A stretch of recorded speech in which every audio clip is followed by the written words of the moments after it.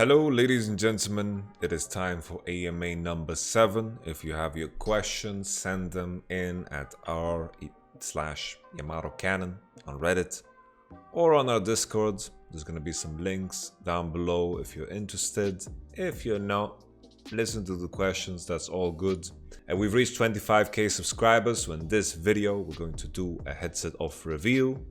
And on top of that, we're going to finally conclude the meme competition. Someone has won some coaching. I'm wearing my Versace shirt to celebrate this wonderful occasion of 25k subs. That's a shit ton of people, man. That's a lot of people.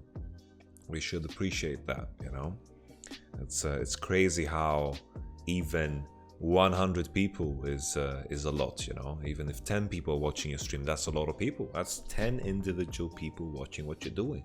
That's like a large group of people. Would you invite 10 people to your house? That's a large group, 20, all of a sudden it's like, wow, it's a small army. And I can't imagine like Tyler 1 getting like 20k views. That's an actual army, for like a small country. I don't know why I'm putting it in contrast to armies, but whatever. Let's begin with the questions. First question on Reddit by Pimuche. We hear a lot about the mental state of the players in the current rosters of the LEC. I'm wondering, however, how coaches are influenced by their team's performance, attitude, and overall vibe. How did you experience this as a former coach? And do you feel like having a good mental state is easy when you're a coach of a top 3 team? Well, honestly, coaches get affected just as much, but coaches are in a position where they are a role model, and you can't really allow it to get to you. You have to always be vigorous, and that's why staying in the gaming house as a coach becomes very difficult and draining, because you're constantly working. Every interaction, every time the players see you, you're constantly working. The gaming house model just doesn't work to have coaches within them, and anything that is going on with the team in some cases disturbs the coach even further than the players, because on my end, I'm caring for 5 individuals. You're responsible for a massive project. There's a lot of money involved, and that can be very draining within itself. Some people thrive in responsibility, some people break in it. Personally, I thrive in responsibility. I like the responsibility. I like the pressure. I've had an easier time dealing with my emotions because of my background. I grew up in a household where showing emotions was very weak, and I have with this learned how to always kind of deliver the impression that I want to deliver. Take it as an opportunity to lead. So definitely coaches are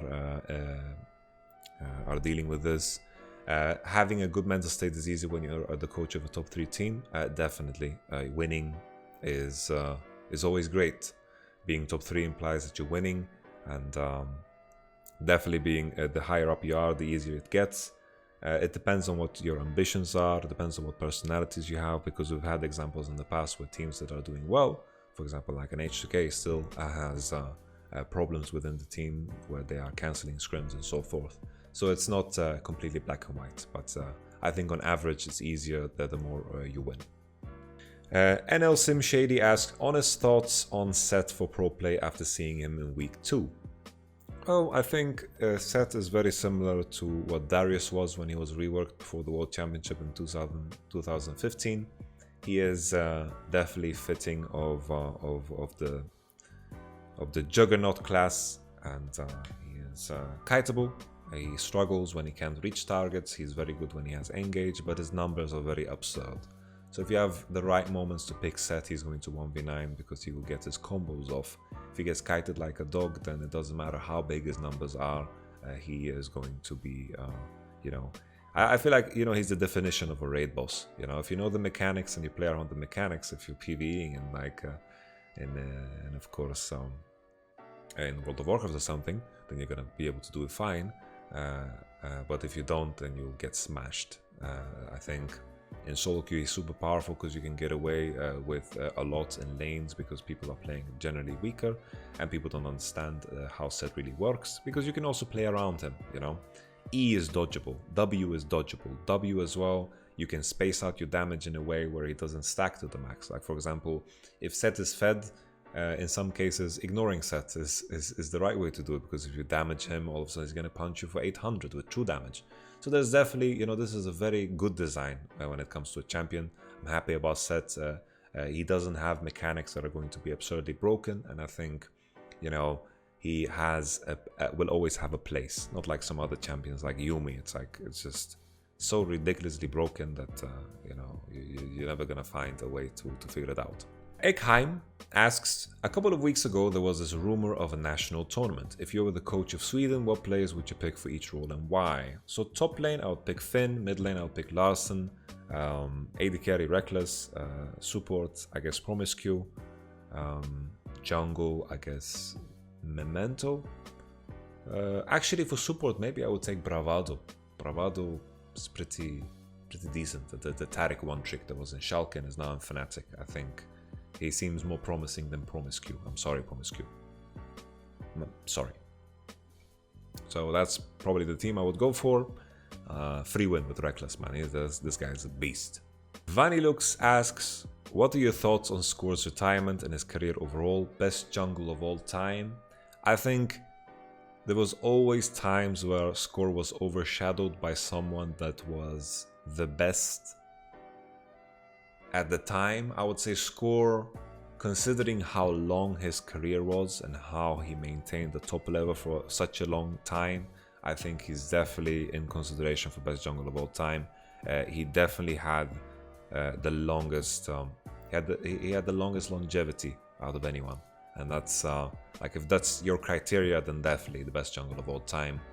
There were times where, for example, Diamond Prox or Insec or Dandy or, you know, Bengi were the best junglers, but he was always there, you know, he's always in the mix.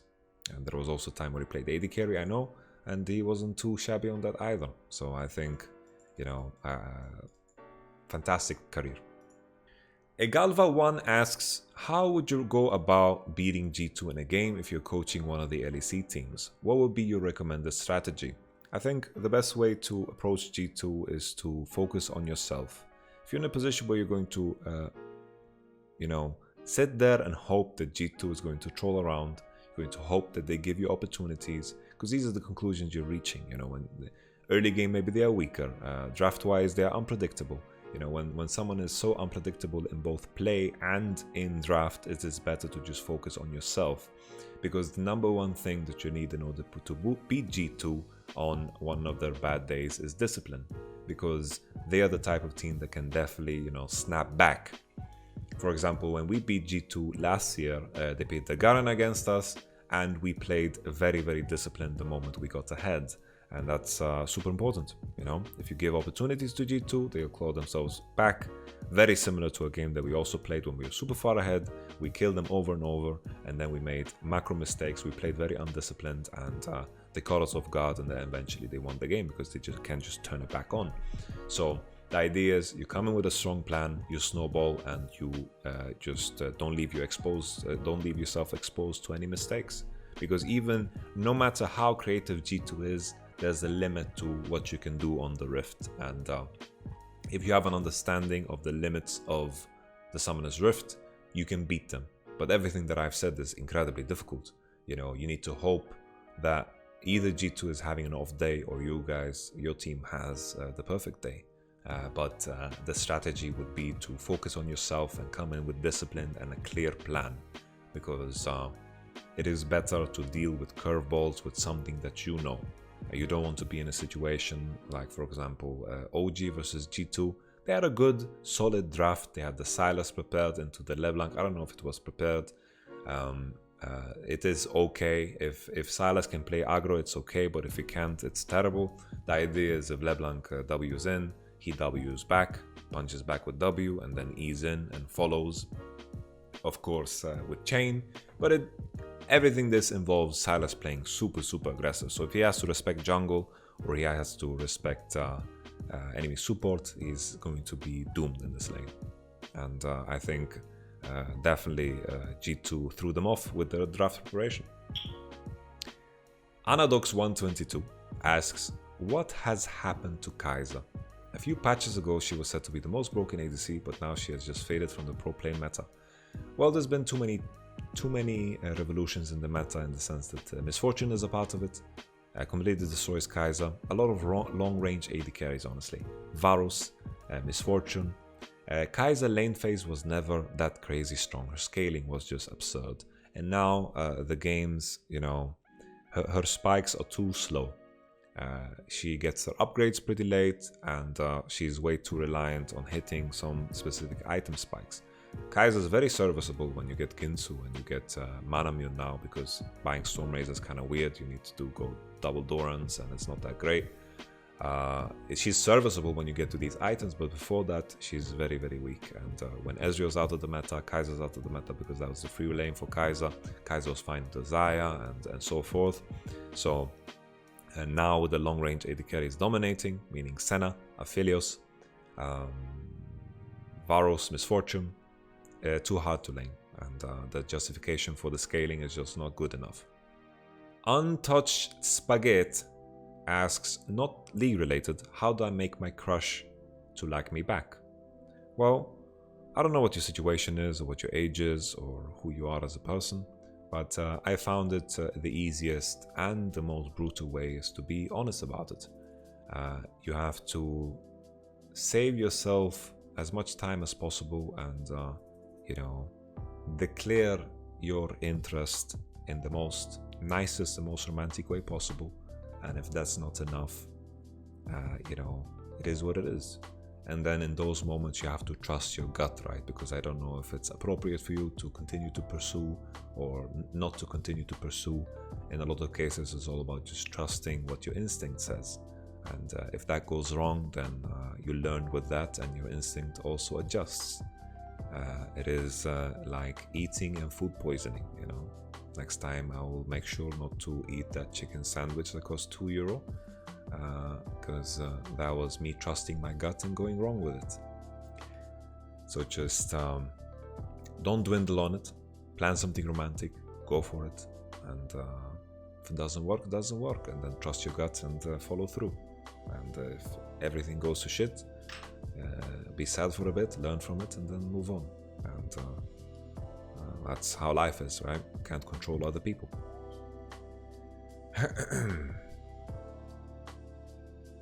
Noah Got Me asks on Discord, what's your favorite alcoholic beverage? Don't say wine.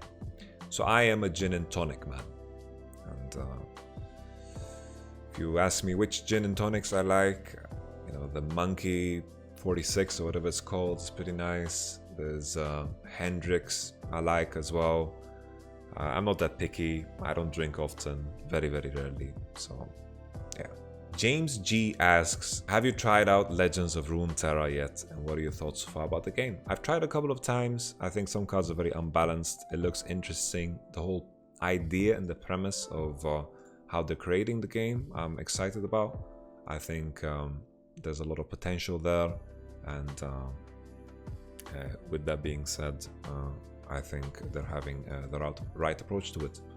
I don't know if I'll play it further. I'm not super interested. It depends. If someone challenges me to beat them to rank 1 or something, then maybe I'll play it this season or something. Okina asks, a pretty good question, I like this one. I wonder why the teams that don't change the roster that much during the off-season lack cohesion in at least spring split. Why do you think this happens? Well, when players spend a lot of time playing solo queue, they lose, you know, practicing solo queue is just not the same as playing competitive. You lose the touch of respecting the right things and playing around the right timers and playing for your team instead of playing for yourself. And getting rid of these habits can be difficult in the beginning, and always that gap between Worlds and Spring is always a very empty time. Not a lot of scrims, not a lot of practice. I think, you know, for whoever who loses that cohesion, it's not necessarily cohesion, it's more so that players forget what it is to be playing in a team. I don't think it's necessarily like, oh, I don't understand how Bippo plays, or I don't understand how this guy plays. I don't really think that's what it is. Cohesion would be the wrong word. It's just more about players haven't adjusted to playing competitive again. I think it's more to that point than the other. And now I wanted to take this chance to announce who won the meme competition. It is with this meme. I'm gonna go to this side. Okay, the Soviet Tuck, which I like the title of what he posted. It was on the subreddit. I'm gonna be totally honest with you. I'm kind of R-word. I guess I should stay away from saying that word. This is an Alex Jones reference, which is it's a great Joe Rogan episode with Alex Jones. Me, after watching YamatoCannon's video for season 10, big brain. Me 10 seconds later in my ranking. Well, pretty accurate. I have a very similar experience. I watched my own video and now I have a plank nailed to my head. Thank you so much for watching. Before I leave, or before this video is over, of course, I promised a headset review. It is time.